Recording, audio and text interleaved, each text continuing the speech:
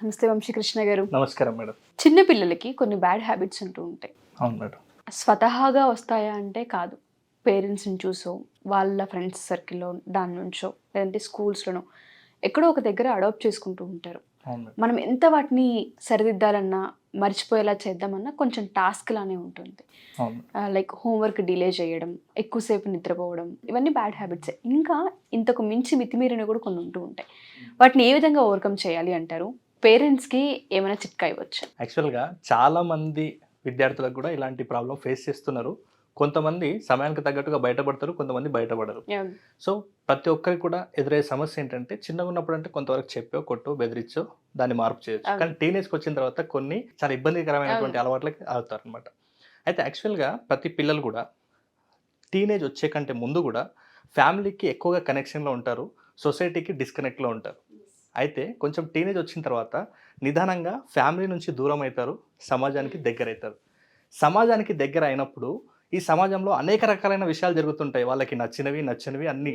ఇలాంటి విషయాలు చూసినప్పుడు పిల్లల లోపల ఒక క్యూరియాసిటీ డెవలప్ అవుతుంది. యెస్. ప్రతి పేరెంట్ కూడా వాళ్ళకి ఏదో ఒకటి చెప్పాలని చాలా ట్రై చేస్తుంటారు. అది వద్దు, ఇది వద్దు అని చెప్తుంటారు. కానీ పిల్లలకు ఉన్నటువంటి ఆ క్యూరియాసిటీ వల్ల ఏ పిల్లలు కూడా వినరు.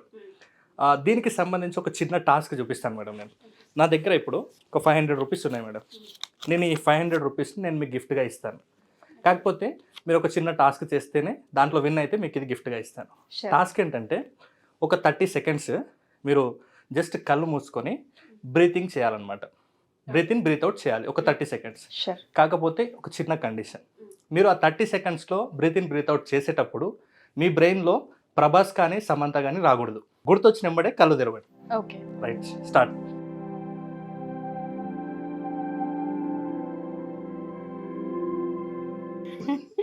నాకు డార్లింగ్ Control మూవీలో అయిందా మేడం? బ్యాగ్ వేసుకొని వస్తున్నది. ఆ పిక్చర్ కనిపిస్తుందండి. నేనేం చెప్పాను? 500 క్యాన్సర్ ఓకే. సరే. కానీ నాకు గుర్తొస్తుంది. మీరు చెప్పినట్టుగా నాకు ఆయన పిక్చర్ క్లియర్‌గా కనిపిస్తుంది. ఇట్లా బ్యాగ్ వేసుకొని ఉండేది. ఐ థింక్ డార్లింగ్ మూవీ అనుకుంటా. నాకు ఆ పిక్చర్ గుర్తొస్తుంది. White colour. కానీ నేనేమి ఇన్స్ట్రక్షన్ ఇచ్చిన మీకు 30 seconds just breathe in, breathe out చేయండి. మీరు అదొక్కటి చెప్పుంటే బాగుండేది.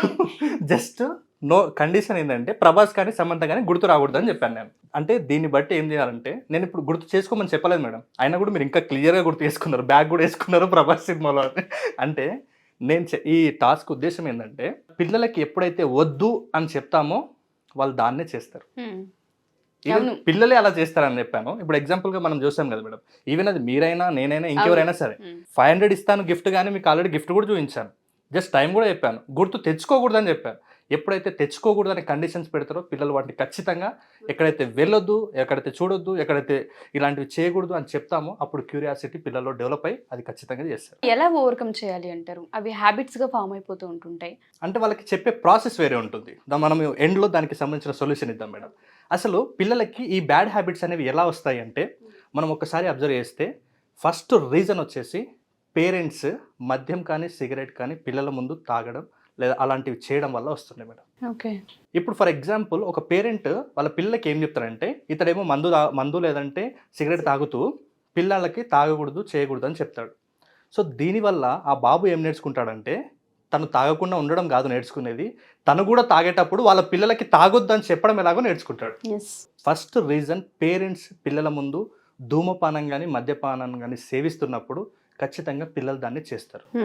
దీనికి సంబంధించి ఒక చిన్నది మేడం. మళ్ళీ ఒకసారి ఫస్ట్ 2 హ్యాండ్స్ రబ్ చేయండి మేడం. 2 హ్యాండ్స్ రబ్ చేయండి. 2 హ్యాండ్స్ ఫాస్ట్గా. ఎస్. ఇప్పుడు మీరు రైట్ చిన్కి టచ్ చేయండి మేడం. ఇప్పుడు నేనేం చెప్పాను? రైట్ చిన్ అన్నాను. ఇది చిన్ కాదు, చిన్ ఇది. అవును కదా? సారీ. రైట్ చిన్కి టచ్ చేయాను. మీరేం చేశారు? నేను ఎక్కడ టచ్ చేశానో మీరు కూడా అక్కడే చేశారు. అంటే ఇప్పుడు నేను చెప్పింది చేశారా, నేను చేసింది చేశారా? మీరు ఏది చేశారో నేను అదే చేశాను. ఈ టాస్క్ వల్ల మీరేం గుర్తుపట్టాలంటే పిల్లలు మీరు చెప్పింది చేయరు, మీరు ఎలా బిహేవ్ చేస్తున్నారో అలా బిహేవ్ చేస్తారు. కాబట్టి ఫస్ట్ పిల్లల్లో ఎలాంటి బ్యాడ్ హ్యాబిట్స్ రాకూడదు అంటే ఫస్ట్ పేరెంట్స్ మానుకోవాలి. ఇలాంటి వాటి వల్లనే పిల్లల మీద బ్యాడ్ హ్యాబిట్స్ అనేవి ఫామ్ అవుతుంటాయి పేరెంట్స్ వల్లనే. సో ఈ వీడియో నేను ఎండ్ వరకు చూస్తే పేరెంట్స్ ఎలా బ్యాడ్ హ్యాబిట్స్ని ఓవర్కమ్ చేసుకోవాలనేది కూడా నేను ఎండిస్తాను. షూర్ అండి. ఇలా ఫస్ట్ పేరెంట్స్ వల్ల వస్తుంది. నెక్స్ట్ వచ్చేసి పీర్ గ్రూప్ ఇన్ఫ్లుయెన్స్ వల్ల వస్తుంది మేడం. పీర్ గ్రూప్ అంటే ఇప్పుడు టీనేజ్కి వచ్చేసరికి కాలేజ్ వాళ్ళకి ప్రతి స్టూడెంట్స్ కూడా ఒక కేఫ్కి వెళ్ళడము, ఒక బేకరీకి వెళ్ళడము, ఏదంటే రెస్టారెంట్కి వెళ్ళడము చేస్తుంటారు. ఇలాంటివి చేసినప్పుడు కొంతమందికి అందరూ మంచి వాళ్ళే ఉండరు. నేను చాలా వీడియోస్లో చెప్పాను, యావరేజ్ 5 పీపుల్సే మనం. ఎస్. అంటే మన చుట్టూ ఎలాంటి పీపుల్స్ ఉంటే మనం అలాగే తయారవుతాం. సో అలాంటి వాళ్ళల్లో ఎవరైనా అలాంటి ధూమపానం మద్యపానంకు ఉంటే పీర్ గ్రూప్ ఇన్ఫ్లుయెన్స్ ఎలా ఉంటుందంటే, ఒకవేళ నువ్వు ఆ పని చేయలేదంటే నువ్వు సమాజంలో ఏదో వెలివేయబడ్డవాడిలాగా ట్రీట్ చేస్తారు. అంతే కదా మేడం, చాలా మందికి ఎక్స్పీరియన్స్. అవును. ప్రతి పిల్లలు ఏం చేస్తుంటే అది చేయాలి. వీళ్ళు మద్యపానం సేవిస్తుంటే వీళ్ళు కూడా ఏదో ఒకసారి ఇన్వాల్వ్ అవ్వాల్సి ఉంటుంది. Exactly true. లేదంటే వాళ్ళ ఫ్రెండ్షిప్ అనేది కట్ అవుతూ ఉంటుంది. ఈ టీనేజ్లో ఏమవుతుందంటే ఫ్రెండ్స్తో పాటు బయటికి వెళ్ళినప్పుడు వాళ్ళు రైట్ చేస్తున్నారు రాంగ్ చేస్తున్నారు అనేది వాళ్ళు ఆలోచించుకోలేని స్థితిలో ఉంటారు. సో వెంటనే ఆ పీర్ గ్రూప్ యొక్క ఇన్ఫ్లుయెన్స్ వల్ల ఆటోమేటిక్గా వాళ్ళు బ్యాడ్ హ్యాబిట్స్కి అలవాటు అయిపోతారు. కాబట్టి పేరెంట్స్ జాగ్రత్తగా ఉండాలి. మీ పిల్లల యొక్క ఫ్రెండ్స్ ఎవరనేది ఫస్ట్ మీ ఇంట్లో పేరెంట్స్ చేయకూడదు. Second peer group influence. Next వచ్చేసి social media effect. Social media కొన్ని అగ్రెసివ్ బిహేవియర్ చూపిస్తుంటారు. అంటే మద్యపానం తాగేటప్పుడు, ధూమపానం తాగేటప్పుడు ఒక స్టైలిష్గా చూపిస్తుంటారు, ఒక రెబలిజంని చూపిస్తుంటారు. దాన్ని పిల్లలు ఏం చేస్తుంటారంటే టీనేజ్లో ఎక్కువగా కాపీ చేసే అవకాశం, కాపీ చేసే ఆ నేచర్ అనేది ఎక్కువ ఉంటుంది పిల్లలకి. సో దీనివల్ల కూడా పిల్లలకి ఓకే నా ఫేవరెట్ హీరో అలా మద్యం సేవించాడు, అలా ధూమపానం సేవించాడని వీళ్ళు కూడా అలవాటు చేసుకునే అవకాశం ఉంటుంది. ఎస్. ఇంకా ముఖ్యంగా నెక్స్ట్ రీజన్ వచ్చేసి టీవీలో వచ్చే అడ్వర్టైజ్మెంట్స్. ఈ అడ్వర్టైజ్మెంట్స్ అనేవి ఎలా ఇంపాక్ట్ చేస్తాయంటే, ప్రతి అడ్వర్టైజ్మెంట్ ఉద్దేశం కూడా పిల్లల్ని ట్రిగ్గర్ చేయడం, వాటిని అలవాటు చేయడం. అది మంచి కావచ్చు, చెడు కావచ్చు. సో ప్రతిదీ కూడా అలాంటి మోటోతోటే వాళ్ళు యాడ్ ఇస్తారు.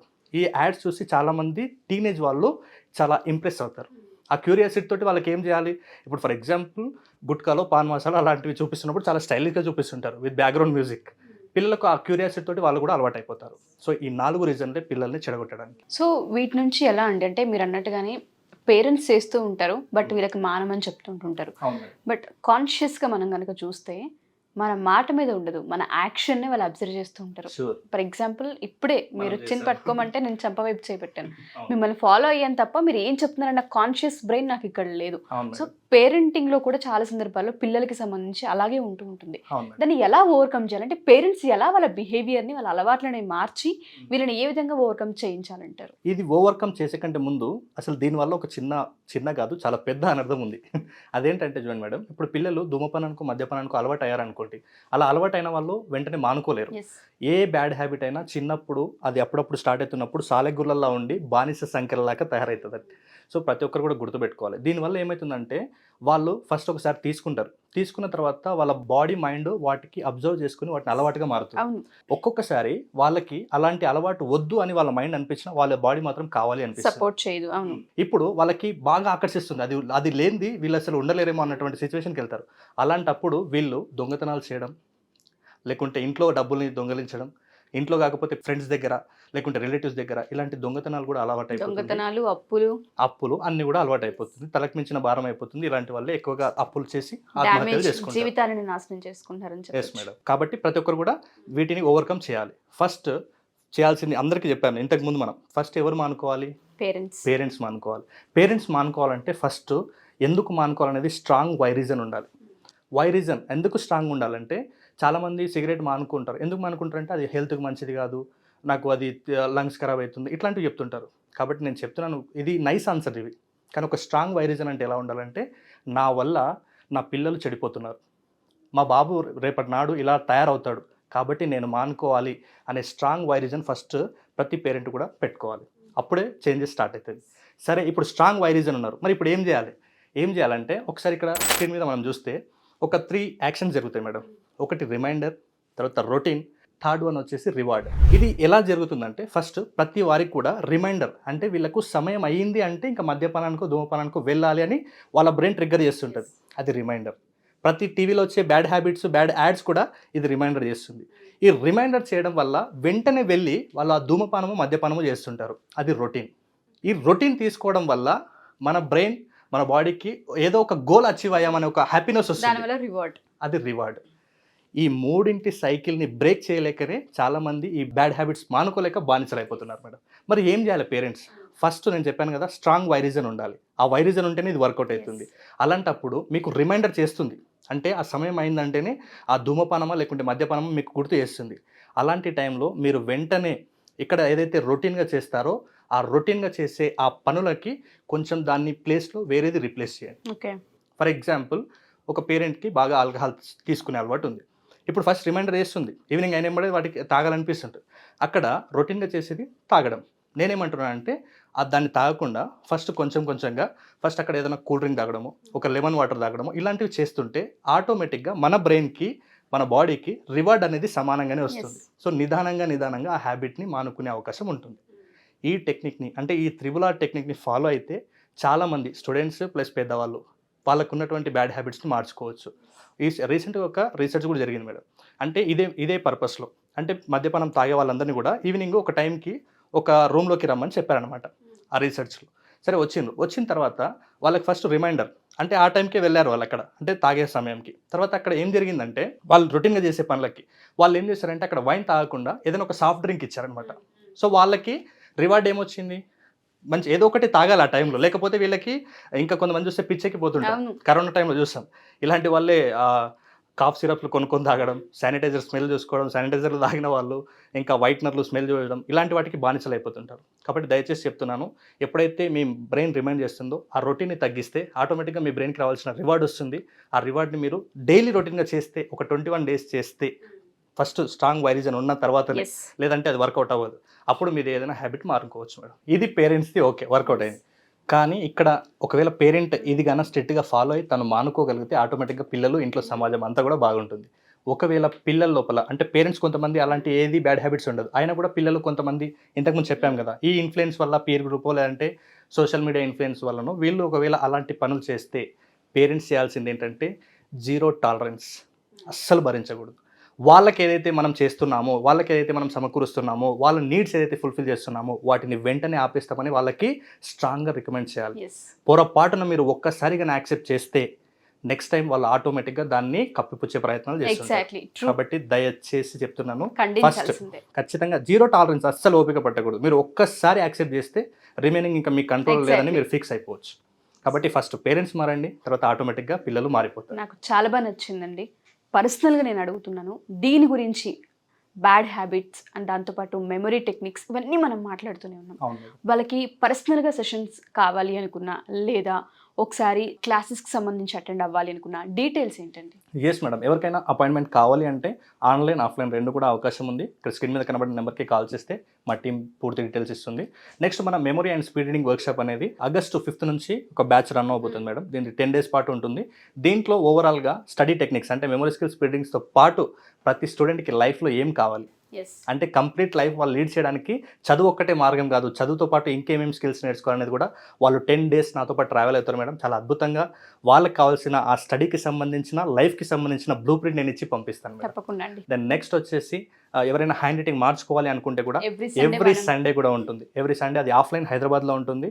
ఎవరికైనా మిగతా డీటెయిల్స్ కావాలంటే కూడా కొంతమంది స్టూడెంట్స్కి సమయం వల్లనో లేదనుకుంటే హాస్టల్ వల్లనో అలాంటి పిల్లలు కొంతమంది ఉంటారు, వాళ్ళకి 10 days టైం ఉండదు. అలాంటి వారికి ఆఫ్లైన్లో 2 or 3 days వాళ్ళ నీడ్ని బట్టి ఆఫ్లైన్లో వర్క్షాప్స్ కూడా కండక్ట్ చేయబడుతుంది మేడం. థ్యాంక్ యూ అండి, thank you so much Vamshi గారు. సో ఎవరైనా సరే మా ఈ వీడియో కనుక చూస్తే మెమరీ టెక్నిక్స్ సంబంధించి క్లాసెస్ తీసుకోవాలి అనుకున్నా లేదా పర్సనల్ అపాయింట్మెంట్ కనుక మీకు కావాలి అనుకున్నా కింద స్క్రోల్ అవుతున్న కాంటాక్ట్ నెంబర్ని కాంటాక్ట్ చేస్తే వంశీకృష్ణ గారి టీం మీకు పూర్తి వివరాలు అందిస్తారు. Thank you. సుమన్ టీవీలో మీ పర్సనల్ అండ్ బిజినెస్ ప్రమోషన్స్ కోసం కింది నెంబర్కి కాంటాక్ట్ చేయండి.